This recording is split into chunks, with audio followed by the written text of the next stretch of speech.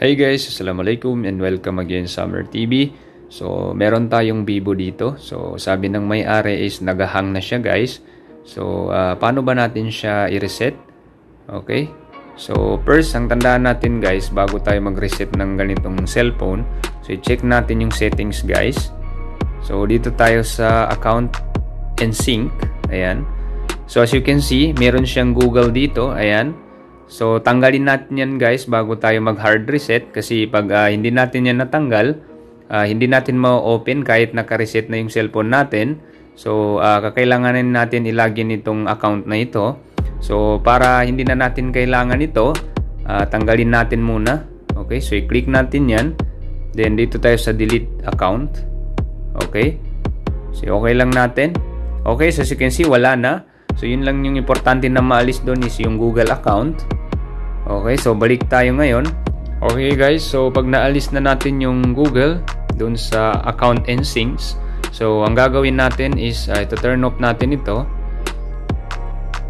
Okay, so i-turn off lang natin.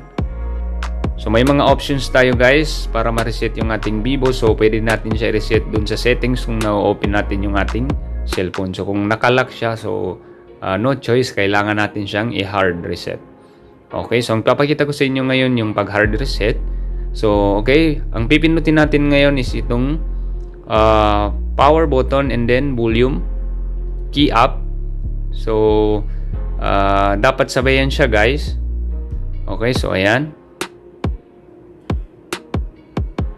Okay, so pag lumabas na yung reboot at saka recovery mode, so bitawan na natin guys. Okay, so ayan. So, next na gagawin natin, dito tayo sa recovery mode. So, i-select natin yan. Pindutin lang natin ito. Then, select natin dito sa power button. Okay? So, wait lang natin.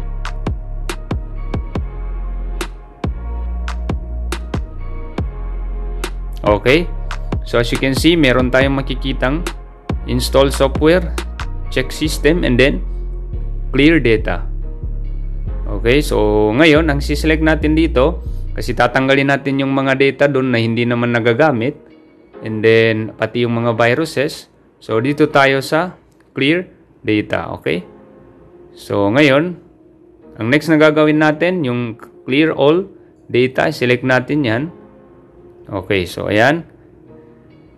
So only phone system data will be cleared. Music, photos, and other user data will not be deleted. Okay, so ang madi-delete lang guys is yung nakasave dito sa ating cellphone, sa memory ng ating cellphone. So yung mga nakasave dun sa external memory, so hindi yun siya mawawala. Okay, so okay lang natin. So ayan.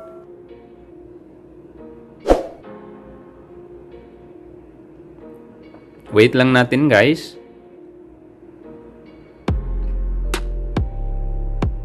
So, clearing data, do not operate the device. So, hayaan lang natin guys hanggang sa matapos yung clearing.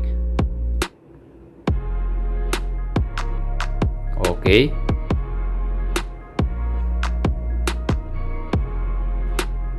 So, ayan, cleared. All data cleared. So, successful na yung pag-hard reset natin. So, ang gagawin natin is return tayo. So, pindutin natin yung return. So, balik lang tayo dito guys. Okay. So, ngayon, ang gagawin natin is dito tayo sa restart para ma-restart yung cellphone natin. Okay. So, okay lang natin. So, ayan. Wait lang natin. So, ngayon, nalinisan na siya guys yung mga data na hindi rin nagagamit, which is yun yung nakaka-full ng ating phone memory. So, nawala na yun siya guys. So, baka hindi na siya mag-hang ngayon. So, 100% na hindi na siya mag-hang.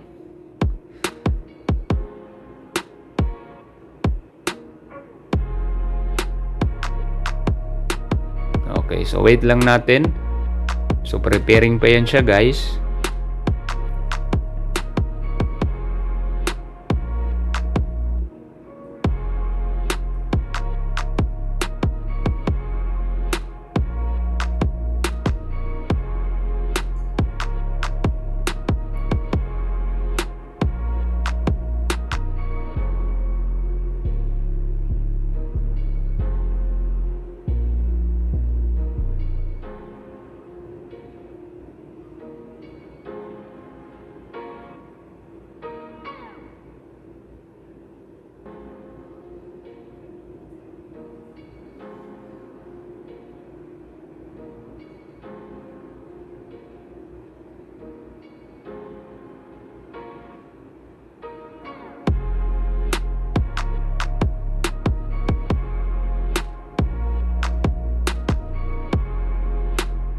Okay, so ayan. So setup natin ngayon yung phone natin. So dito tayo sa setup your phone. Okay. So ayan, English. Next lang natin. Okay. So next lang din natin. Ayan, select natin yung prepaid. Then agree lang tayo. Okay, so ngayon check natin kung pwede ba siya kahit hindi connect sa data. So skip lang natin. Ayan, okay, so kahit hindi na natin siya i-connect sa internet, so skip lang natin. So kung kinakailangan i-connect, so i-connect lang natin sa Wi-Fi. So more, then accept lang natin. Okay, so set lang natin yung time. So next lang natin. So meron dong skip, so skip lang natin. Okay. So next. Then skip lang natin. Okay, so ayan, congratulations. Your phone has been set up. So okay na siya guys. So use now. Okay, so check natin. So as you can see, bumalik na siya sa standard condition. Okay. So 100% guys na naalis na yung virus. Okay, so as you can see, hindi na siya nagahang. Kanina kasi is pag pinipindot mo ganyan, so nag-stop siya. So ngayon, back to normal na siya guys. Okay? So I hope nakatulong ito sa inyo. Thanks for watching and don't forget to subscribe to Hammer TV for the latest videos na aking i-upload. Sukran and wassalam.